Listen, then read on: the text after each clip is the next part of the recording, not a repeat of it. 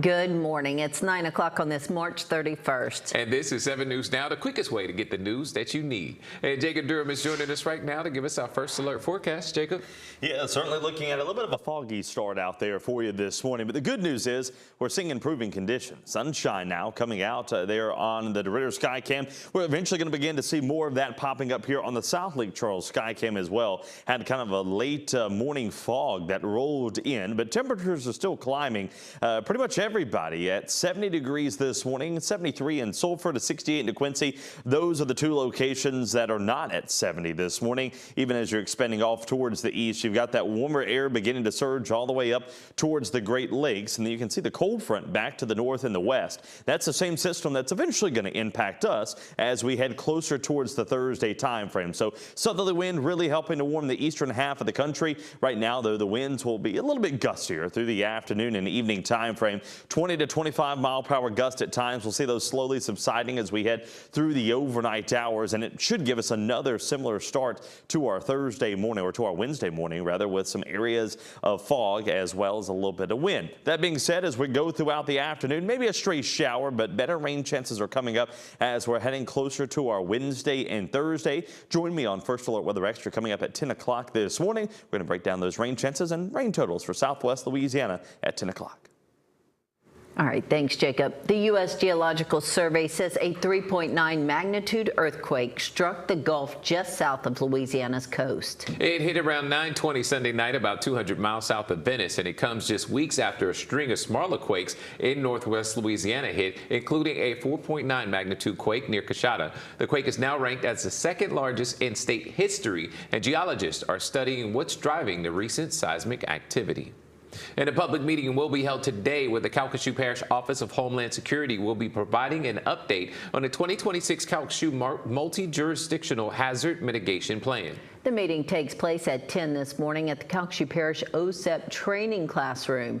They'll be focusing on developing and refining strategies to reduce short and long-term risks from natural hazards across the parish. In addition, Calcasieu residents are being asked to take a brief online survey regarding local natural hazards. We have a link for you at kplctv.com.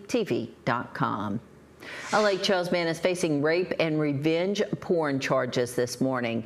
Detectives with the Calcasieu Parish Sheriff's Office say they got a report of third-degree rape back on February 15th.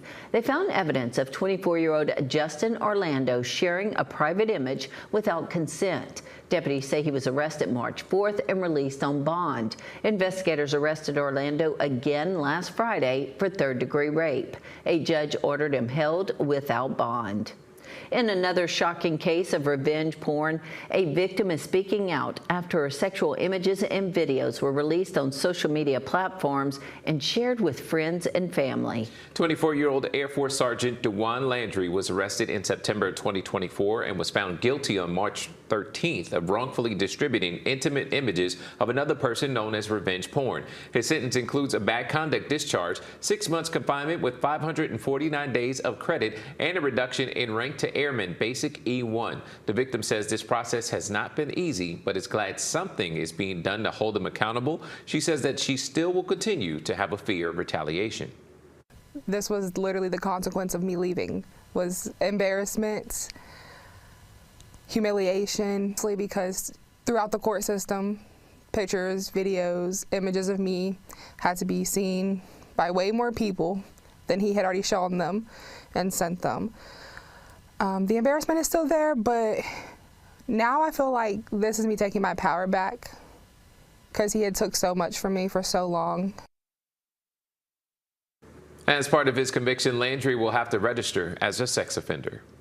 And a man in Pennsylvania is wanted accused of soliciting an 11-year-old girl from the Baton Rouge area. It comes as the Attorney General's Internet Crimes Against Children Task Force sees a big uptick in cases. Investigators accuse Harry Delgado of communicating with the child online. He's now facing a long list of disturbing charges. Authorities find cases like these are on the rise across the country. Louisiana Attorney General Liz Murrill says cyber crime tips are also on the rise, and she's hoping it will lead to even more arrests. You think that your child is safe if the child's at home in your bed, in their bedroom or in your house, or even sitting next to you at the kitchen table. but they're not if they're on the internet. AG Merle says her office is now investigating all runaway cases as human trafficking, and so resources can be brought in as soon as possible.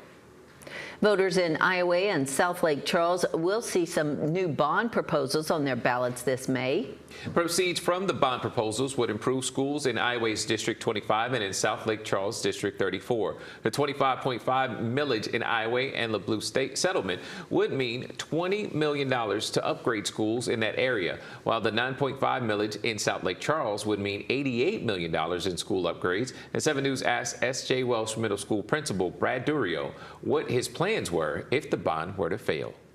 We'd have to go back to the drawing board and kind of redo things as we go to maybe limit the amount of people we have in different clubs and organizations and class sizes, which we don't want to do.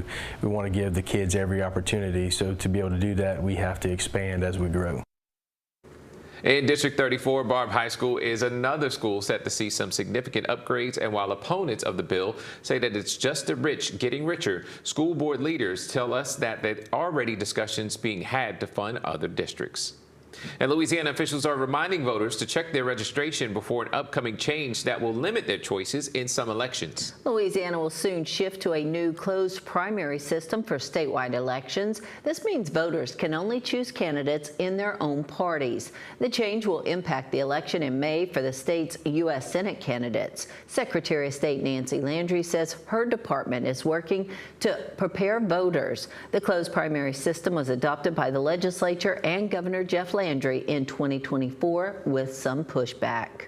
When you participate in the democracy, whatever you're doing at that moment cloaks you with the authority almost as an elected official. And what I mean by that is if you're sitting in the jury box participating, you're doing something no one else can do. Numbers from the Louisiana Secretary of State show about 2.96 million people in Louisiana are registered voters. As of March 1st, the next election to take place in Louisiana is on May 16th. That's the party primary election. If you're watching this live stream on your app or online, don't forget you can download 7 News straight to your Roku or smart TV. Thanks so much for joining us, and now we'll send you back to Local News Live.